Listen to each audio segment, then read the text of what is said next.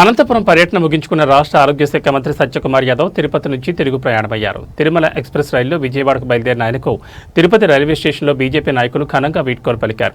ఈ వీడ్కోలు కార్యక్రమంలో బీజేపీ జిల్లా అధ్యక్షుడు సామంత్ శ్రీనివాస్, నాయకులు గుండాల గోపీనాథ్, వరప్రసాద్, తొండమనాటి సుబ్రహ్మణ్యరెడ్డి, దీపక్ యాదవ్, చంద్రశేఖర్, పార్వతి, నాగోతు హరనాయుడు, నాగార్జున తదితరులు పాల్గొన్నారు.